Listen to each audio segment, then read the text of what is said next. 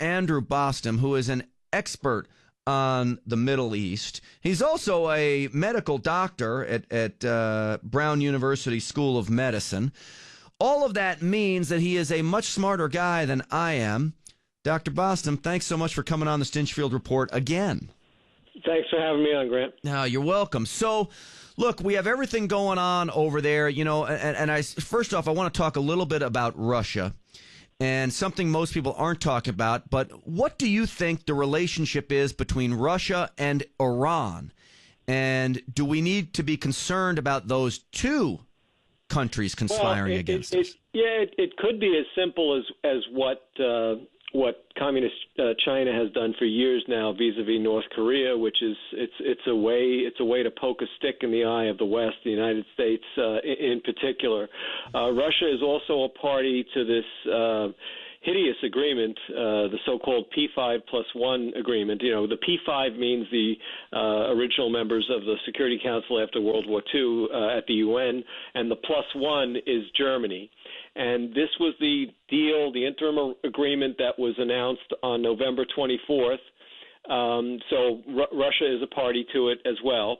But I have to tell you, Russia's been more honest about the agreement than our own State Department. The day the agreement was announced, Russia's Foreign Minister Lavrov and his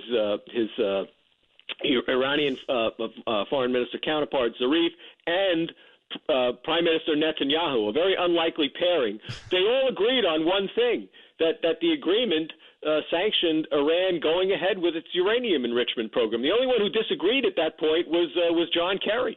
I mean, it's been a theater of the absurd, which is what I chronicled in my new book, Iran's Final Solution for Israel.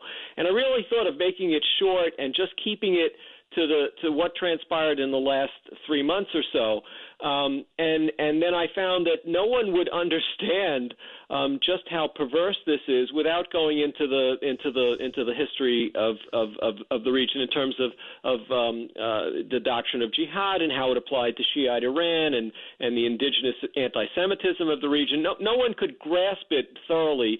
The agreement is just so bizarre out of context. Well, clearly, I think it opens up the door for Iran to keep going with its plans for a nuclear weapon, and I think we're fooling ourselves if we think that this somehow has halted that program, which is why I think Netanyahu said, I think it was just last week, he said America must act to prevent Iran from getting a nuclear weapon. Look, Iran has said they want to blow Israel off the face of the map. Are they just crazy enough to do that if they get a bomb?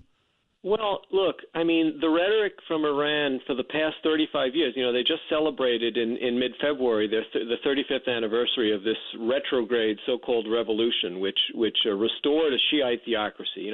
What people don't understand is that Iran became a Shiite theocracy via conquest at the outset of the 16th century. It remained a Shiite theocracy essentially with some minor variation until 1925, and then you have this period from 1925 to 1979, where there's an autocrat, but a secular autocrat dynasty, which is trying modern reforms. It wasn't the most benign regime, but it certainly was a hell of a lot better than what transpired for the 4+ centuries of theocracy before them. What Khomeini does is restore the pre-1925 and even earlier status quo and make them a Shiite theocracy again. And from the very outset, his rhetoric, which almost sounds benign compared to today's rhetoric, for example, he used to say, it was annihilationist, but he used to say things like, well, all the Muslims of the world should gather with a cup of water and wash Israel away on the border of Israel.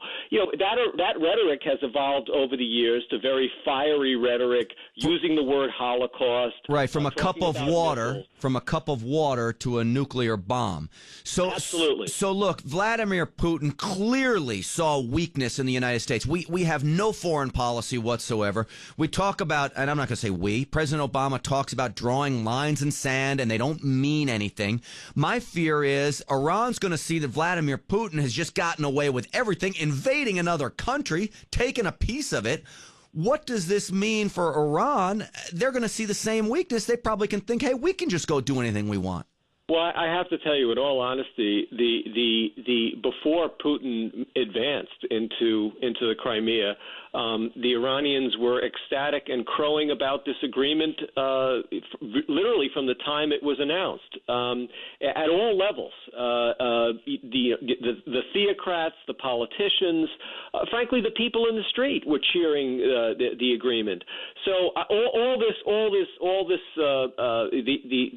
the movement of Russian troops into the Crimea just confirms a weakness that was already perceived. And I have to say, in honesty, this as horrible as naked appeasement of the Iranians is now. This is a bipartisan failure that goes back into the Bush administration. We signed a status of forces agreement in Iraq as Bush was ending his second term in November of 2008. And it precluded using Iraqi ground or airspace to quote unquote attack any other nation. And of course, the obvious one was Iran. Furthermore, we have a revelation just recently from Gates's memoir, Secretary of Defense Gates's memoir, where he's crowing about the fact that he convinced Bush to deny Israel flyover rights over Iraq if they had wanted to strike during this period between 2007 and 2008. And why? Because that would undo the gains of the surge. So I think there's been a bipartisan failure of imagination on this issue. Well, you can always get worse. You can always get worse, Grant, and graduate to naked appeasement. But the Bush administration basically just kicked the can down the road. Yeah, and go figure. I mean, bipartisan problems at every level of government. And, I don't just blame it on the Democrats. I blame just about every problem we face on Democrats and Republicans alike for what we face. So real quickly, we don't have a lot of time left. If you're sitting in the Oval Office, what do you tell the president to do when it comes to Vladimir Putin right now? I